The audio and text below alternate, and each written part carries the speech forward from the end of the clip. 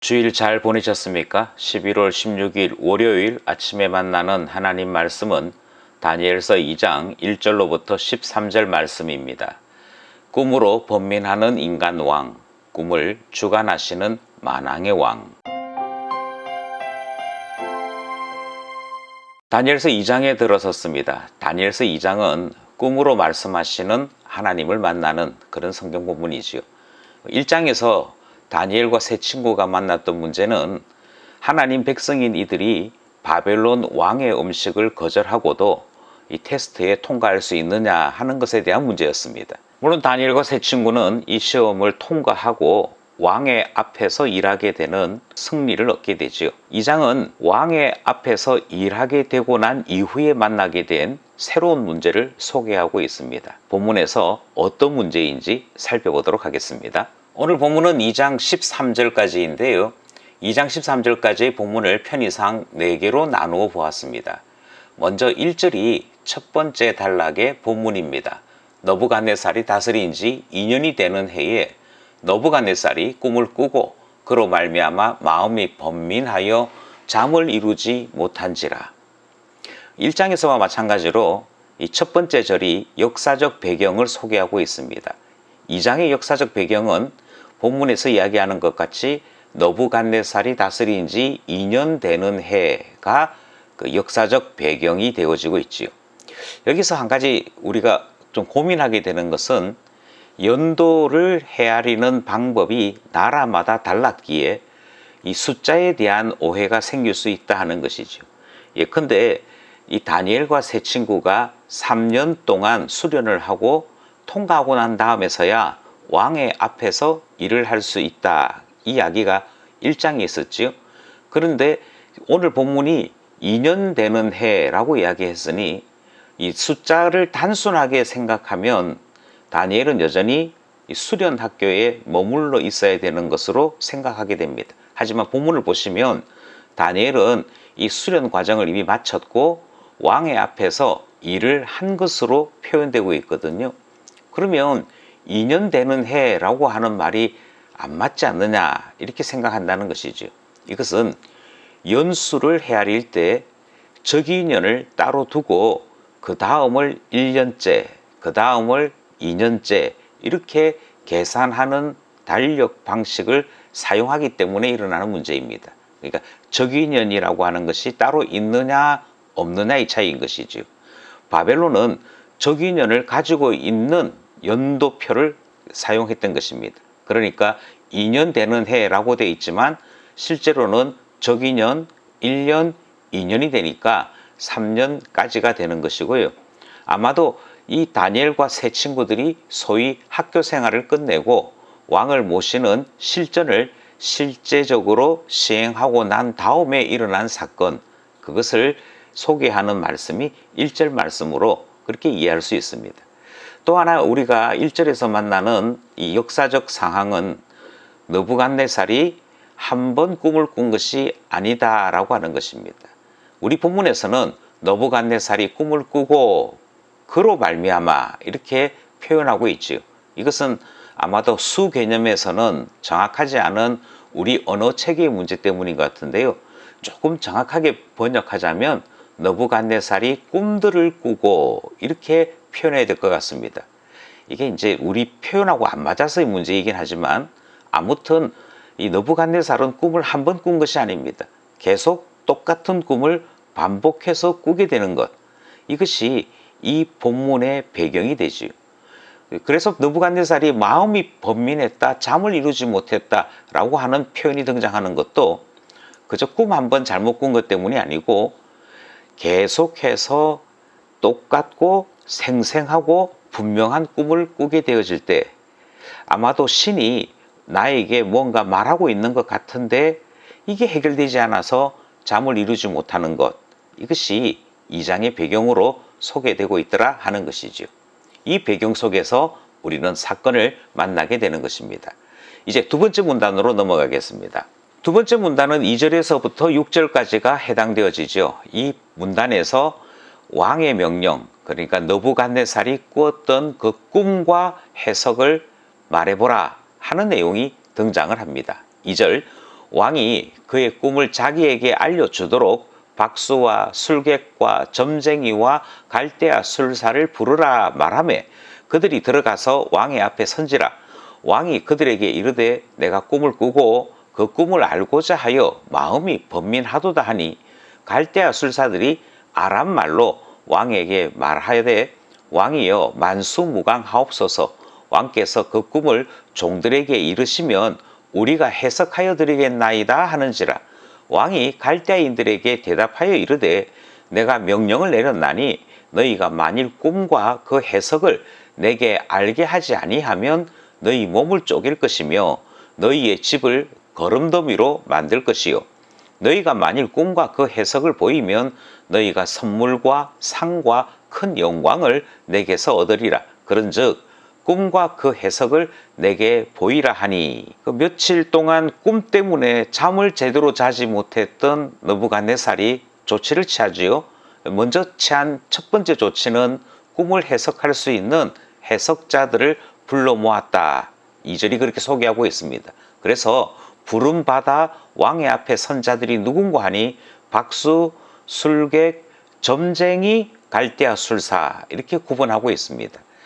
여기에서 박수라고 되어 있는 이 일을 하는 사람들은 아마 점성술사 이렇게 보는 것이 좋을 것 같습니다. 별자리를 통해서 그 해석을 해내는 사람들이지요.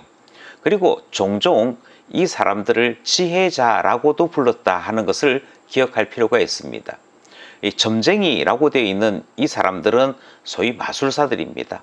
이 마술사라고 하는 이 직업의 사람들은 이집트에도 있었고 여기 바벨론에도 나타나고 있는 것을 확인할 수 있습니다. 그만큼 고대에는 이 사람들의 역할이 제법 컸었다 하는 것도 우리가 이해할 수 있게 되는 것이죠. 하지만 박수, 술객, 점쟁이, 갈대아 술사 가운데 대표적인 역할을 한 것은 갈대아 술사들입니다. 그리고 이 이후에 왕과 대화를 하고 협상을 진행하는 사람들도 갈대아 술사들이지요. 일반적인 술사와 갈대아 술사는 뭐가 달랐느냐? 그것은 갈대아 사람들로 되어 있는 술사, 그러니까 바벨론 갈대아 사람들 가운데 신분적 계급이 있었던 것 같습니다.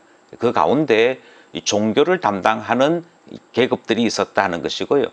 그들을 갈대아 술사라고 구분한 것입니다. 이들은 아마도 지혜자들로 인정받고 있는 특별한 계급이어서 자부심이 대단했던 것 아닌가 생각하게 되는 것이죠. 그래서 왕의 앞에 갔을 때에도 왕에게 이렇게 저렇게 이야기하고 요구하는 것은 바로 이 갈대아 술사들이 담당했던 몫이었다는 것입니다. 그런 점에서 4절은 갈대아 술사들이 왕에게 말을 할 때 아람 말로 이야기했다 표현을 하죠. 자기 나라 말로 이야기한 것이고, 성경은 다니엘서 2장 4절로부터 계속해서 아람 말로 기록을 합니다. 히브리 말이 아니고 아람 말로 기록하게 되어지는 것도 이 당시의 분위기를 소개하는 측면이 있는 것으로 보는 것이지요. 아무튼 갈대아 술사들은 우리가 해석해 드리겠습니다 하는 이야기지요. 그러니까 그 꿈을 우리에게 말씀하시면 우리가 해석해 드리겠습니다. 이것이 2장 4절의 이야기입니다. 그런데 5절 6절에서 느부갓네살이 이들에게 말한 내용은 대단히 놀랍고 무섭습니다. 먼저 왕은 언약적 형태로 그들에게 이야기합니다. 언약적 형태란 나의 이와 같은 약속을 지키면 어떻게 하겠고 어기면 어떻게 한다라고 하는 이 정과 부정의 구분을 통해서 그 상과 벌을 이야기하는 것이 언약적 형태의 특징이지. 5절을 보시면 너희가 만일 꿈과 그 해석을 내게 말하지 아니하면 이라고 이야기하므로 이 약속을 이루어내지 못했을 때의 이야기가 등장합니다. 또 6절에서는 반대로 너희가 만일 꿈과 그 해석을 보이면 이라는 말씀이 등장하므로 이것을 이루었을 때에 주어질 상에 대한 내용이 등장을 합니다. 그리고 이 언약적 형태를 통해서 왕이 전달하는 내용은 꿈도 말하고 해석도 말하라, 이 내용이고요. 이 약속을 지키면 그것에 따라서 상이 주어지고 만약 어기면 벌이 주어지는데 5절 말씀을 보면 너희 몸을 쪼갤 것이고 너희 집을 거름더미로 만들 것이다. 이렇게 되어 있습니다. 몸을 쪼갠다고 하는 것은 처형에 대한 것이고요. 이 집을 거름더미로 만든다라고 하는 것은 명예살인에 해당되어집니다. 그가 살았던 집이 거름더미, 그러니까 아주 이해하기 쉽게 얘기하면 똥통으로 만든다 하는 것은 모욕이고 주변 사람들에게 이 사람들이 벌받았음을 확인시키는 행위들이었지요. 반면에 꿈과 해석을 보이면 선물과 상과 큰 영광을 주겠다 이렇게 얘기하는데, 여기 말하는 큰 영광이란 높은 직분, 신분적인 상승, 이와 같은 것들이 다 약속되어져 있습니다. 이 두 번째 문단에 대한 해석들을 가만히 살펴보면 너부갓네살 개인에 대한 비판 또 비난이 많이 등장합니다. 대표적으로 아마도 그가 광기의 왕이 아니었는가, 약간 미친 성격의 사람이 아니었는가 하는 해석도 등장하고요. 성격 파탄자와 같다. 그래서 그가 해석하지 못했다라고 하는 것 때문에 사람을 쪼개는 극형까지 언급하는 것이 바로 그의 성격을 잘 드러내는 면이다. 이렇게 이야기하는 해석을 볼 때도 있습니다. 하지만 저는 조금 생각이 다릅니다. 그것은 이와 같이 극한 이야기까지 할 정도로 너부갓네살은 그가 꾸었던 꿈들에 대해 대단히 집중하고 있고 신중하게 이 문제를 다루고 있는 것이지. 그러니까 한번 누가 이야기해봐 하는 식이 아니라는 것입니다. 여기에 자기 자신의 통치의 운명을 걸 만큼 매우 신중하게 접근하는 것이죠. 이유는 무엇인고 하니까 그가 꾼 꿈은 신이 보여준 꿈이다 라고 생각하기 때문입니다. 그래서 신이 자기 자신에게 무언가를 말하고 있는데 그것을 반드시 알아야만 자기와 자기 나라가 어찌 될지 그 미래를 알 수 있으므로 이 일에 사활을 거는 모습을 보게 되는 것이죠. 그러니 왕의 명령은 분명합니다. 꿈도 보이고 해석도 보여라. 두 번째 문단이었습니다. 세 번째 문단은 7절에서부터 11절인데요. 이 7절에서부터 11절의 내용은 신의 대답을 가지고 오라 하는 내용으로 이해할 수 있습니다. 7절, 그들이 다시 대답하여 이르되 원하건대 왕은 꿈을 종들에게 이르소서, 그리하시면 우리가 해석하여 드리겠나이다 하니, 왕이 대답하여 이르되 내가 분명히 아노라. 너희가 나의 명령이 내렸음을 보았으므로 시간을 지연하려 함이로다. 너희가 만일 이 꿈을 내게 알게 하지 아니하면 너희를 처치할 법이 오직 하나이니, 이는 너희가 거짓말과 망령된 말을 내 앞에서 꾸며 말하여 때가 변하기를 기다리려 함이라. 이제 그 꿈을 내게 알게 하라. 그리하면 너희가 그 해석도 보일 줄을 내가 알리라 하더라. 갈대아인들이 왕 앞에 대답하여 이르되 세상에는 왕의 그 일을 보일 자가 한 사람도 없으므로 어떤 크고 권력 있는 왕이라도 이런 것으로 박수에게나 술객에게나 갈대아인들에게 물을 자가 없었나이다. 왕께서 물으신 것은 어려운 일이라. 육체와 함께 살지 아니하는 신들 외에는 왕 앞에 그것을 보일 자가 없나이다 한지라. 계속해서 갈대아 술사들과 왕 사이에 대화가 주고받지요. 그 왕이 이야기하는 것은 아주 분명하다고 말씀드렸습니다. 꿈도 보이고 해석도 보이라 하는 것이었는데, 이 반면에 갈대아 술사들은 이와 같은 일을 결코 이룰 수 없다, 이 대답을 전달하고 있는 것 봅니다. 이들이 말한 불가능한 이유는 첫 번째는 일반적인 명령이 아니다, 이렇게 명령한 일이 없다 하는 것이고요. 두 번째는 전례가 없다라고 하는 것인데 앞에 그 어떤 사람도 이 일을 보인 사람이 없다, 이렇게 얘기하는 것이지요. 그러나 너부갓네살은 이 모든 말들이 갈대아 술사들의 일종의 잔꾀라고 해석을 합니다.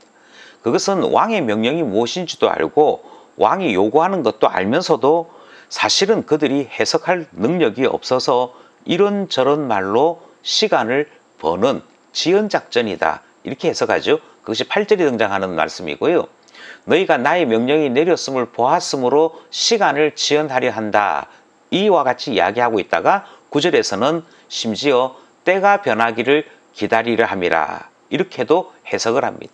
그러니 느부갓네살 왕은 갈대아 수사들의 모든 말을 쓸데없는 말, 그들의 변명이거나 또는 잔꾀로 해석하고 있는 것을 보게 됩니다. 11절에는 갈대아 술사들이 왕에게 분명하게 답을 내놓지요. 그들이 내놓은 답은 이것은 아무도 답할 자가 없다. 왕이 물으신 것은 해결 불가능한 것이다. 이 이야기가 등장을 합니다. 그러면서 자연스럽게 그들은 그들이 가지고 있는 영적 세계관을 소개합니다. 그들이 가지고 있는 영적 세계관은 신들 사이에도 계급이 있다라고 하는 이야기이지요. 바꿔 말씀드려서 사람과 함께하는 신 또는 사람 안에 있든지 사람과 함께 생활하는 신들은 결코 이 질문에 답을 할 수 없고, 어떤 신들만이 답을 하느냐면 육체와 함께하지 아니하는 신들, 그러니까 이 세상에 살고 있지 아니하고 신들만 사는 세상에 따로 존재하는 신들 정도 되어야 답을 줄 수 있다, 이렇게 대답하는 것이 등장합니다. 이 말은 신들 사이에도 계급과 계층이 있음을 이야기하는 것이고, 이것은 신들 중에 신, 그러니까 최고위 신이나 가장 능력이 많은 신만이 대답할 수 있는 것이다, 이렇게 답하는 모습을 보게 됩니다. 이들이 이렇게 대답한 것은 아무도 대답할 수 없다라고 하는 것에 대한 답의 예로 등장했지만, 사실은 그들의 대답 속에 느부갓네살이 무엇을 원하는지가 담겨져 있습니다. 느부갓네살은 적당하게 이렇게 저렇게 해몽하는 것 말고 바로 그 신의 대답을 가지고 오라 하는 명령인 것이지요. 그러니 느부갓네살은 진실한 해석, 아주 분명한 해석을 원한다 하는 뜻을 거듭거듭 밝히고 있는 것입니다. 이것이 셋째 문단의 내용이었습니다. 마지막 네 번째 문단은 12절 13절입니다. 왕이 이로 말미암아 진노하고 통분하여 바벨론의 모든 지혜자들을 다 죽이라 명령하니라.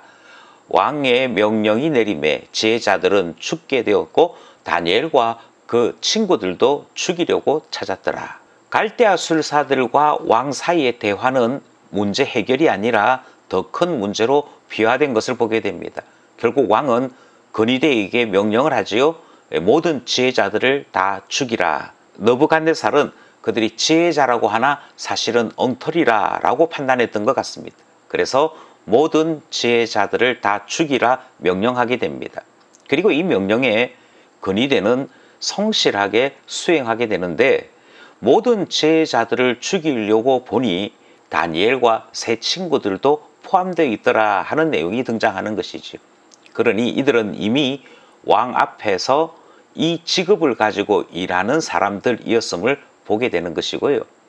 이제 이 일이 자꾸만 크게 되어지다가 마침내는 다니엘도 새 친구도 죽게 되었네 하는 위기감을 느끼게 됩니다. 하지만 여기서 다니엘서가 정말 말하고자 하는 바가 있습니다. 갈대아 술사들은 왜 우리가 해결해 보겠습니다 라고 말하지 못하고 자꾸만 이런 이야기 저런 이야기 하다가 느부갓네살의 화를 촉발하게 되었을까? 그것은 그들이 섬기는 신이 엉터리이기 때문입니다. 가짜이기 때문이지요. 결코 답을 주지 않는 신을 누구보다도 그들이 잘 알고 있기에 느부갓네살에게 어떤 말도 하지 못했습니다. 하지만 반면에 다니엘과 새 친구들에게는 생사가 오고 가는 이 문제가 위기의 문제가 아니라 도리어 살아계신 하나님을 드러내는 사건으로 이어지는 것을 발견하게 됩니다. 여기에 차이가 있는 것이죠. 다니엘과 세 친구가 어떻게 느부갓네살 앞에 등장하게 되는지, 그리고 이 복잡하고 아무도 답을 할 수 없다는 문제는 어떻게 해결되는지를 우리는 다음 본문에서 확인하게 됩니다. 오늘도 각각의 문단에 따라서 기도 제목을 정해보았습니다. 오늘도 말씀과 기도로 살아가는 우리 기쁜 가족 되기를 소원합니다.